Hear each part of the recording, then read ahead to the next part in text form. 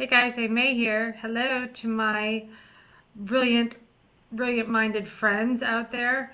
And I'm coming to you actually from a little hacienda down in this little jungle vacation rental down in Mexico. And it's pretty cool. I've been to Mexico quite a bit in South America. I actually lived in Bolivia as a kid, so practicar habla español mucho. So it's great to speak Spanish, and it's interesting and fun. And someone said to me, "Aren't you nervous and scared?" Absolutely not. Why would I be? I mean, I live in downtown New Orleans. I mean, do I hear shotguns, gunshots sometimes at night? Yes, of course. I mean, yeah. So that you don't let it stop you. I mean, this matrix is full of chaos and danger. You just go on and you have a biofield surrounding you, protecting you. So yeah, don't worry about any of that. And I've probably flown a lot of those high profile cartels over the years. I'm sure I have. So I just don't think about those kind of things. But so having said that, I guess I've passed up my 7 seconds, have I? Although my special agent tells me I have 68 seconds now. That's fantastic. So in other words, to hold your attention or impress you, which actually, truth be told, I'll say hello to everyone out there. I'll try to think of some names. They've got Klaus and Leslie and some that I've seen: Beach Baby, Isaac, Joey, Greg. There's a few others I meant to write down because for me, this is about like engagement. I don't like these what do you YouTuber podcasters, spellcasters. I'm a spellcaster, I suppose, or spielcaster, and I don't like the ones who I have noticed in the past, especially the astrologers, and you find people just don't know astrology and they have questions and innocently ask questions and they just get disregarded, slighted, and I just don't believe in that. I try my best not to do that because I'm here to help empower and provide the knowledge that I have and share it. So that's the whole idea, right? So with other amazing like minds. And the thing is, oh my goodness, I have a huge following lately in northern Pakistan. And I forgot to write down some names, but I will say that I probably can't pronounce all of them. Well, I'm pretty good at pronounce. I could try. And since the following is so large, I'm expecting that I don't know, maybe a free trip to Islamabad, and maybe see Amay on a T-shirt or a coffee cup. I don't know. We'll see. But that's been an interesting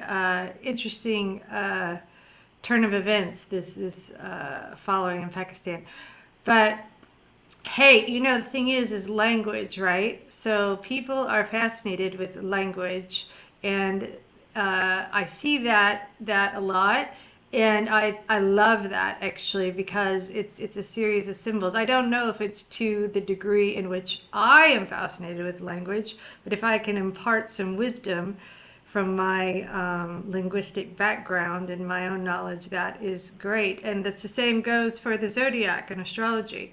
And that's why I'm coming to you today, actually, to speak to you on some say Uranus, some say tomato, Uranus, and some say something else. Your blankety blank has actually landed himself into the lands of Castor and Pollux at 0 degrees Gemini.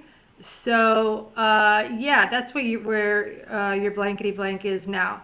So I was reading like what it's so fascinating to me that in astronomy, as we are told, I'm saying from a Rockefeller background, we are told that this luminary body, this waveform, which we call your Uranus, is billions of miles away, and not only that, it's even further from this plane of existence that they call Earth. It's even further, okay, from the Castor and Pollux twins than it is from Earth. They say billions of miles away. Okay, how would that have any effect on you? How would that have? Can someone please fill me in on that? I'm happy to debate anyone. It can't because it's not billions of miles away from you. It's actually a part of your own avatar, and it's a layer of consciousness, and it also exists right above you. And there is a conduit to these luminaries, I am certain, in the constellations, and you are directly connected to it in an invisible, etherical, corded sense that we obviously don't see through our limited five senses. That is how Uranus can have an effect on you. That's how it affects you, and it does. Not in some silly NASA-based, ridiculous light year nonsense. No, it wouldn't. It's just, I actually believe, is there a laugh track on this thing when I look, because it's so absurd. I actually believe that they like that, they like that because it boggles the mind, right? Like, oh, it's millions and billions of miles away. And your mind just goes into an arrested state of accepting these ridiculous nautical numbers, and just goes, I can't even go past a certain point mentally. So I'm just going to give up and believe that this nonsense. There's no way. They're waveforms. They're deities. I know this is going to sound, I believe that they're sentient beings, actually, and they're just a part of you. And that's why it actually really does affect you. And there's a lot of fraudulent horoscopes out there. We won't deny that. However, there's a lot of truth. And it's just for me, it's more intrinsically like my inner knowing, as well as studying the older texts that I feel really good about, have real knowledge, and that you trust the source. And I don't bother with the ones that don't feel right, and they're usually not the older texts. So yeah, it takes some work to find the best sources. So what? The thing is, and I don't need to read in a book to know that Uranus is actually just a part of me and right above me, and a part of my spiritual being. It's part of consciousness.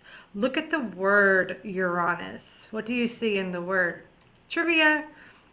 You see the word sun, S-U-N, sun. It's a layer of the sun. It's a part of the sun, the consciousness, right? And actually in mythology, you're like, hey, May, can we just get to what's the deal? What's going to happen next week? No, okay.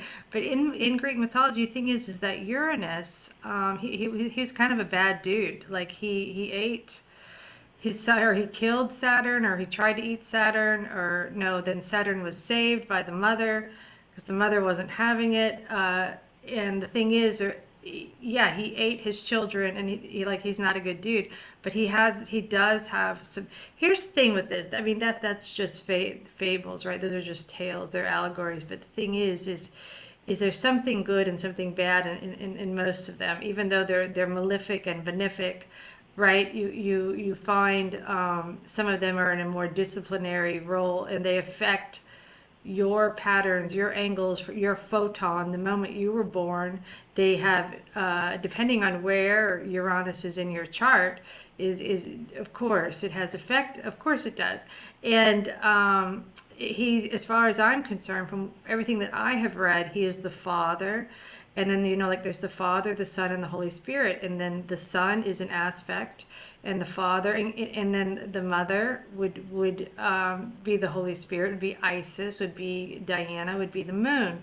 And the thing is what's interesting, you look at the word Urana, right? It's like university, universe, right? So there seems to be some truth to that, as the universe is actually just a projection emanating from you, from the EYE, which we talk about all the time. So it's just this, it's more of a perception, but it had to originate from somewhere, right? It's hard for us to believe that it's actually our own consciousness.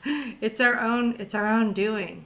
Amay, what are you saying? You're saying that I created all this? Yeah, that's right. That's what I'm saying. And some of us are here, we are the older, we're the wiser souls that have done this millions and billions of times. We just try to connect we want to connect to that super self, that outer self that has all the all-knowing, which is an extension of you.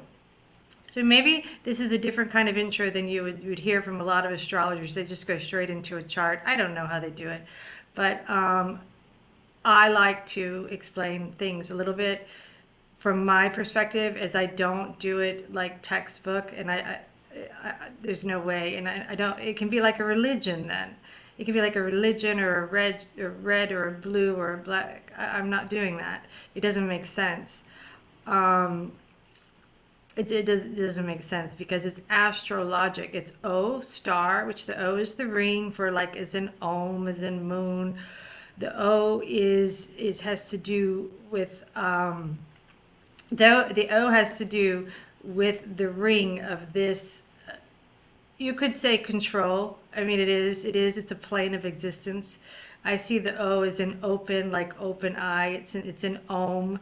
It's the O. It's symbolic, and that has to do with our experience. And then there's logic, astrologic, right? We see the word star, and then we see logic, because there is logic in it. And it used to be that it was a part of astronomy. It's a real science. It's the oldest science that there is. So at the end of the day, this is an important reminder that that's how we view it. We see it as a science, and we see it as real, and it's not fraudulent. I'm not going to tell you things that I don't feel good about with my readings and stuff and what I'm learning.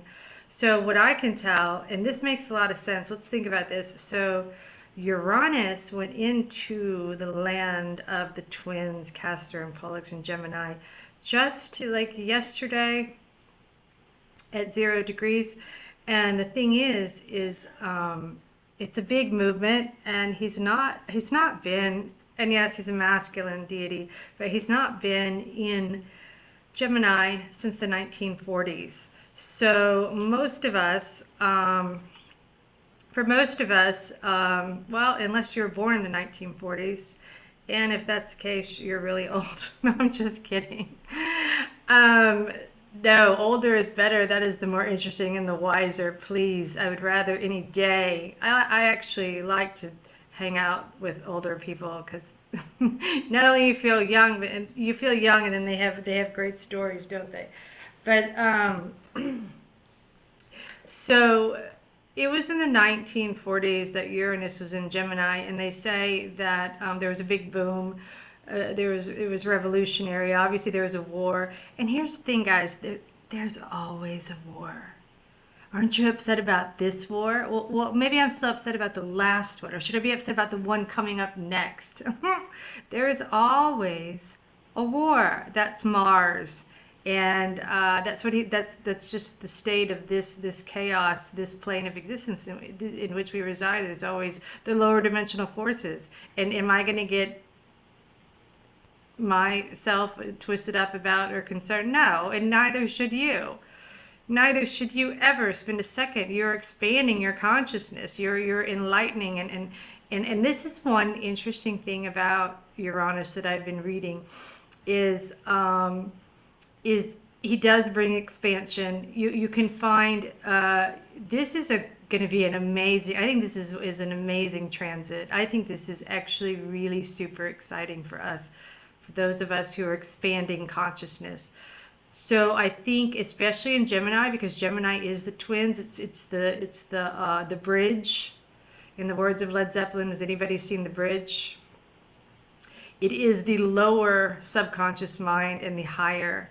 And there are those that are going to go lower, and there are those that are going to go higher. This is a pivotal shift, and I think that for us, for those of us learning more and more and expanding more and more, and having all these, maybe we're going to have more and more visions and third eye movements, and really rolling away that stone that's blocking that pineal gland. We're going to have some major activations. I can already feel it.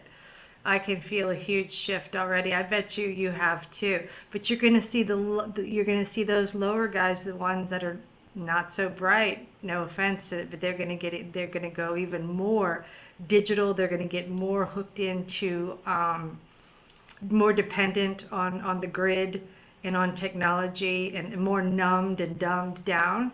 And that's the bridge. That's the twins, right? That's the one on each shoulder, right? That's Gemini. So that's, we can't save the world. So the me path, like I say, that's the philosophy. It's just an experience. Of course, help others. I can't stand suffering, and that's not what I mean. But you might not be able to convince an NPC to activate and enlighten and elevate. You might be wasting your time. So you don't want to do that too much. So let me start first with, let me talk just for a moment, if you will, about Uranus in Aries. Uranus in Aries. So Aries is obviously a fire in which we left, and that's where Saturn and Neptune is. And if your sun is in Aries, if you are an Aries by birth, from what I'm reading, Uranus, which is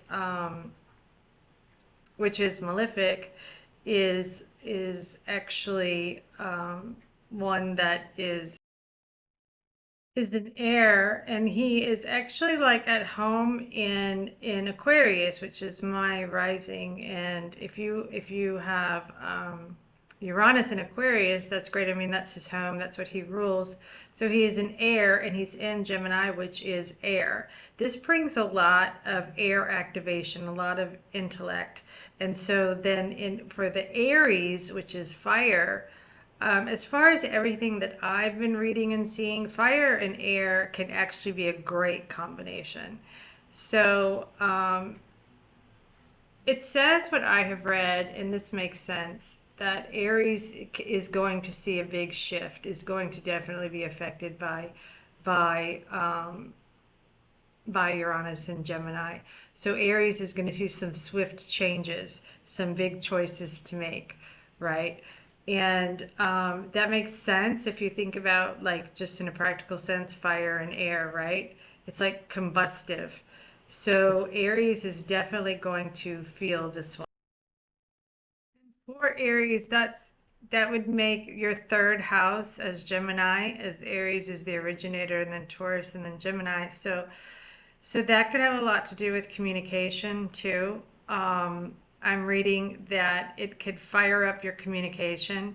So there's going to be some shifts there. So you're definitely going to feel a strong sense of enlightenment for the Aries. Taurus says that, from what I read, that for you, Taurus, it could be financial, could be gifts. There's going to be some interesting things coming for the Taurian. Obviously, Uranus is going to be in there for a while. So what I always think is, like, usually when these transits first shift, you will see evidence. It's trying to show you, like, hey, I'm here, right? The deities want your attention. So for the Taurian, with the sun, your sun in Taurus, for Gemini, Uranus and Gemini could bring some good, something unexpected. And sometimes that is so true. It is so true when I see in the zodiac that this is possible. So Taurus is pretty much like, kind of like a good luck sign in a lot of ways with Venus.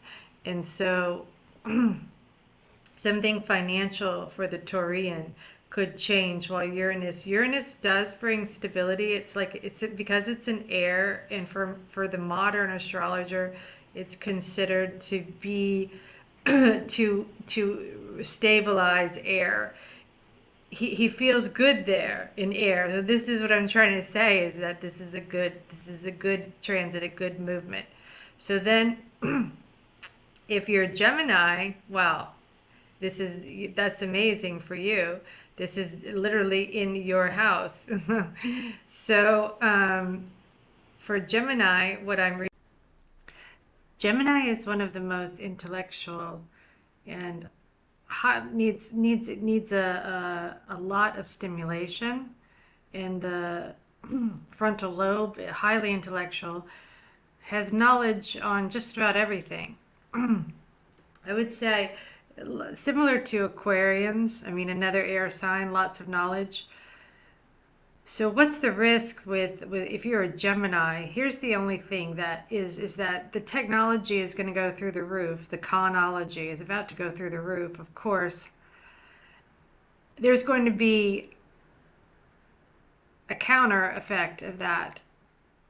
There's going to be more desire to see human output activity in a active sort of relationship with Gemini, and Gemini loves stimulation. So Gemini is at risk as a Gemini of spending far too much time wrapped up in the conology and isolating oneself. That is a risk, and hopefully what the Gemini will reach out or seek out in this transition with Uranus and Gemini is more human based, amazing creativity, right? Whether it's painting, drawing, reading, writing, and the Gemini is just seeks so much stimulation. And the Gemini is really good at telling you just about everything that they know, and they're never wrong. So here's the thing: is it's always the two opposites, right? The twins and the subconscious and the higher conscious. So Gemini needs to try to, and in my opinion, is with this big monumental pivotal shift for the Gemini with Uranus there, is to engage more and seek out more human activity. I would say be wary of too much isolation and solitary confinement with all these new gadgets and AI, which is just the machine, right? Which we're all engaged in the machine to a certain level. However, what the Gemini needs is more human activity on a spiritual sense, right? Because you can take these gifts for the Gemini that we receive with Uranus. You take these gifts of extra knowledge and expansion of knowledge and superpower, and that goes for all signs, but the Gemini is going to see that mostly in the intellect.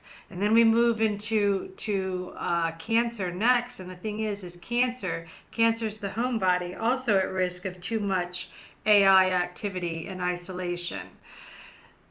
But in order to for you Cancers out there, for you want to keep, you've got to keep that hearth, that family, that burning need for social structure and connection. And cancers love that. That's what they live for. That's the most nurturing. It's the most nurturing house, really. I mean, that is a major point when the sun starts really taking off, and the plants respond, and headed into after the solstice, the June 21st solstice. It's a big deal. So there's so much there's a real need for the plants and the watering and the sun and consciousness, and Cancer needs to be wary also, like Gemini, and to keep those close to you, those family and friends, because Cancer is not good to be holed up with the gadgets too much. I mean, no one is, right? But Uranus is going to be very tempting because it is an electric force. It's the primordial God. He is here to give you gifts, electrical gifts, and activity. I mean, he is the Father. He is the primordial God. He is the Father. So he is Father from the Sun. Get it? Get it? Get what I'm saying? Right? Father is farther than mother, right? In every sense of the word. Farther than the moon. So he is the all-being and the all-knowing, and he is you. He is you. So then we move into Leo, king of the zodiac, right? And so what I was reading about Leo is the lion loves. I'm a Leo, And we are prone to flattery. Leo the lion loves praise, loves kinships, loves connection. You know, we light up a room. We love to be the center, the focal point. We love front and center of the stage, if you will, the light, the fire.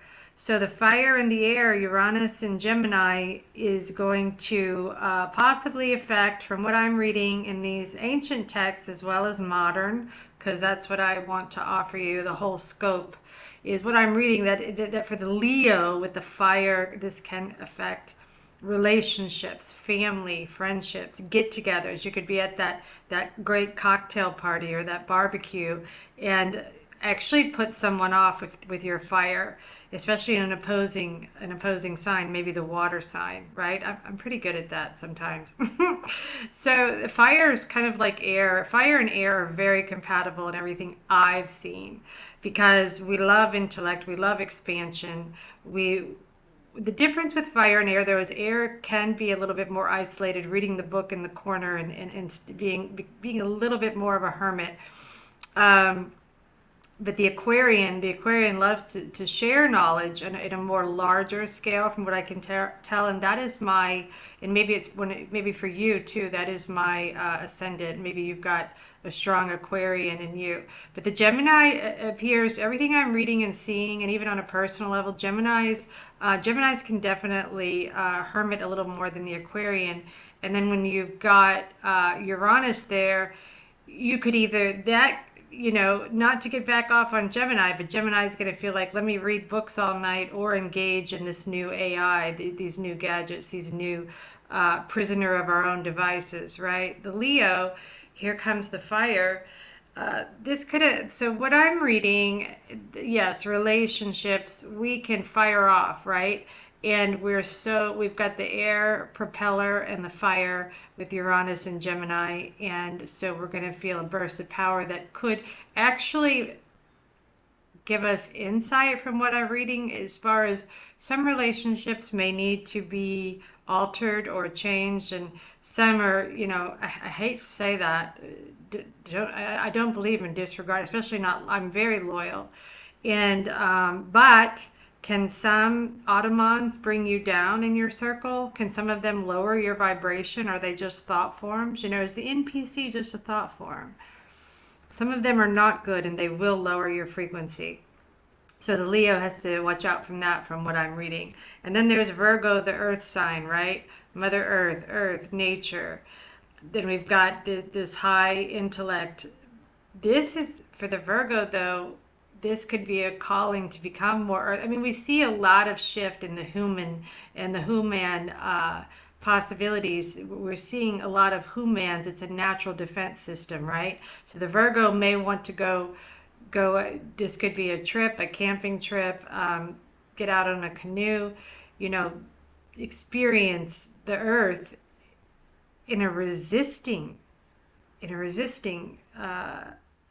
manner, because we've got that high-end Gemini spark, electric air spark, and the Virgo may want to retreat to a more natural state, is what I'm thinking. So that's what I'm thinking and reading, and that makes a lot of sense when you think about it. For you, if you're a Virgo, you need to reconnect with nature, because you're going to feel this shift and this change, and Virgo is going to be resistant, and I think that's okay. I think that's just fine. That's actually fantastic. Do a yoga retreat for the Virgo. Virgo is vigor, it's life, but it loves the earth. It is about the body and the earth. Bodybuilding, exercising, walking, hiking, nature. So it's going to feel, with Uranus and Gemini, that shift, that higher elevation of AI and the chronology, and Virgo is going to say, no, thank you, in a lot of ways. It doesn't feel right for the Virgo. And then you've got the infamous, the bad boy, the Scorpion, right? That's water. Scorpio, I think, could use intellect. It could be good or bad. Maybe persuading the lady friends or the man friends with that high intellect. You get a little extra electricity. Water is a type of conduit, and think about that. The Scorpion, you might see some claws out, as long as it's genuine, hopefully. but he's gonna feel he's going to thrive in that extra boost, that boost of electricity, and that boost of the chronology, right?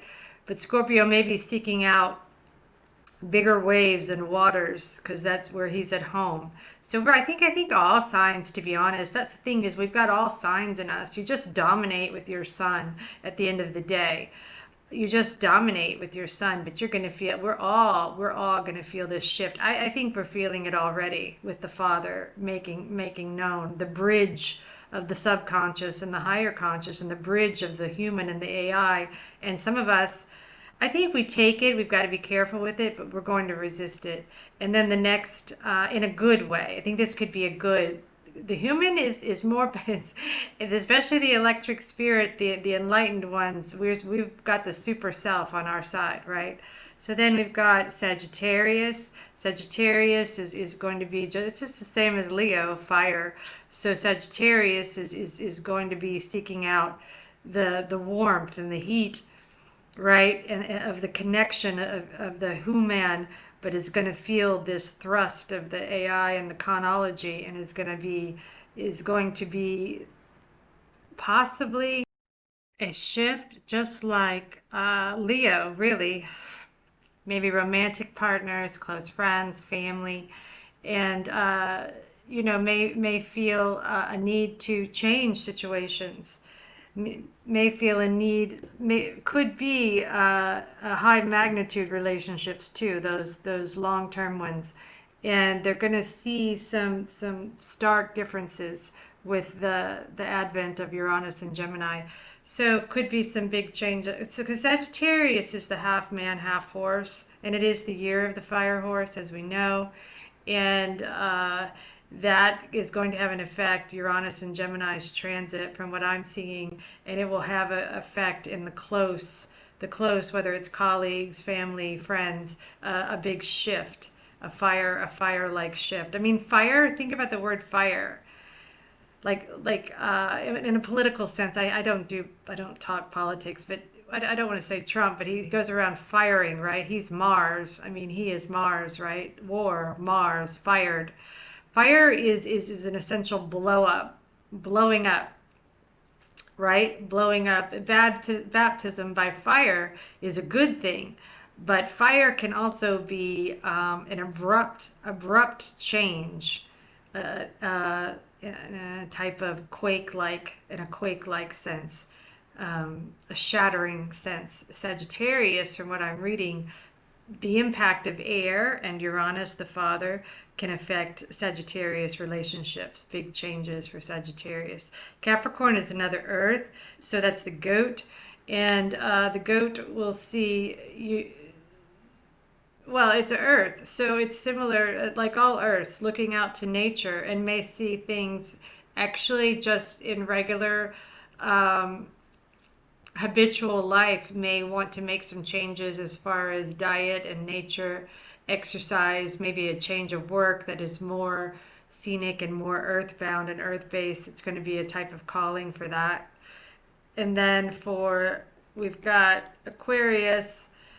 Aquarius, another air. This is going to be fantastic for Aquarius. It's going to be major shifts for Aquarian, for air, as always, and it's going to be just similar to Gemini, but for Aquarians to stay focused on, away from technology and back to the books, back to basics, right?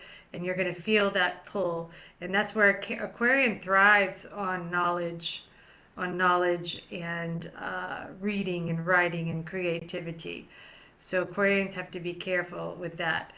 So then you've got who's next? Pisces is the last one. And for Pisces, from what I've read, for Pisces, it affects the fourth house, which is hearth and home, and they can see a disruption, and that inner feeling of security could have something to do with, maybe they want to create a new family tree, connect with some relatives they've not connected with in years. So some family dynamic shifts. I'm reading, could be some real estate opportunities. It affects families, genes, DNA, roots, expansion, change, alteration for the Pisces. It's going to be a shift. That's because it's the fourth house. So Uranus and Gemini, that is going to be the effect for Pisces. And I think I went over pretty much everyone. I hope I didn't skip any of the signs.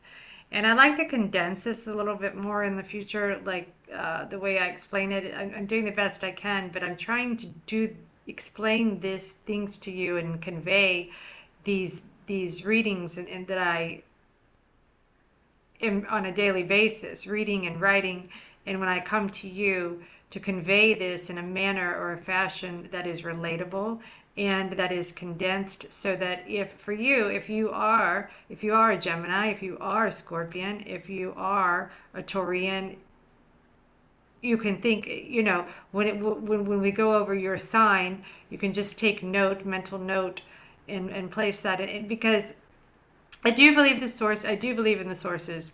I don't think the internet is the most valuable source, and that's why I look to the older texts. But everything pretty much lines up, and I want my sources to always be valid and authentic and genuine, and from a place that is actually a textbook. I understand that there's a lot of falsified history in text, but you notice patterns and rhythms, right, in certain texts where when you see it enough, I feel more like it's not convinced, but I feel more that it could be, it could be, we can trust it more, because we've all got to be wary to a certain degree, right? Of course. But the zodiac is with the wheel and learning the houses. You do see a lot of similar knowledge out there. Then you go, okay, that makes sense. And so and AI's got all kinds of things wrong with it. So I try to be limited on that, on offering that to you. So I just want to relay to you the most valuable information that I can in a format that makes sense. So bear with me as I work on it. I'm still learning. Believe me, I am teacher and student, right? Socrates and Plato all at once combined, delivering to you. And I find the zodiac fascinating, but I don't subscribe to the standard. I don't fit into a certain category. I do line up more with tropical due to the precession of the equinox and the ecliptic. I mean, it makes the most sense. But I believe that it's a layer of consciousness and it's emanating from the EYE, that third eye, and that wheel is inside of us. And as a matter of fact, I've seen the wheel in the left eye. So we do have an implement inside of us, and you can't see inside of your third eye, your ventricle, your brain. You can't see your pineal. It's all there. It's a mechanism, like a guy working in a factory, like a little, the Aman Ra is in there in that tomb, and we've got to roll away the stone, if you will. We're rolling the stone, the calcification, and that takes power. Knowledge is power, and expansion, and that's how we connect, and we get receive our cosmic downloads. And that's the other part of astrology for me in delivering zodiac messages to you, is it's also by way of cosmic downloads, because instinctually I've been given this gift and I'm so fortunate. And if it doesn't, if the wavelength isn't right, if the frequency doesn't feel right, the channel, what I'm reading, what I'm seeing, then you won't hear it from me. So it's not the easiest to talk to yourself, but I'm talking to you. So I'm getting more and more adjusted to this mode of communication, if you will. So that's all on that, and I would love to hear you guys. I love to see your little like your zodiacs, your birthdays, what your thoughts are on Uranus and tomato, Uranus, Uranus in in Gemini. Like what do you? This is let's make this let's all together make this kind of exciting, if you will, because it is a shift. It's just an aspect of you. It's the Father, and he's here in the two layers of consciousness, and let's embrace that in a way, engage that. There's nothing negative. It's only negative if you want to create that thought form, that biofield around you, and I am encouraging you to not do that. I'm encouraging you have a protective net around you. There's nothing at all to fear in any of this with the zodiac. It's all here for you, and it's an extension of you emanating from the EYE, just so we can have a zodiacal a zodiacal experience. We're not shackled to it. We are not shackled. We are free, sentient beings.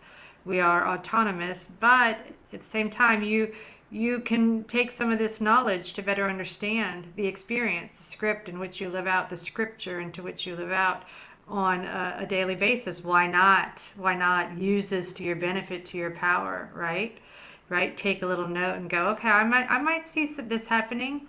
I'm a Taurus. I might see a financial windfall, or something might be coming my way, or an unexpected finance, something.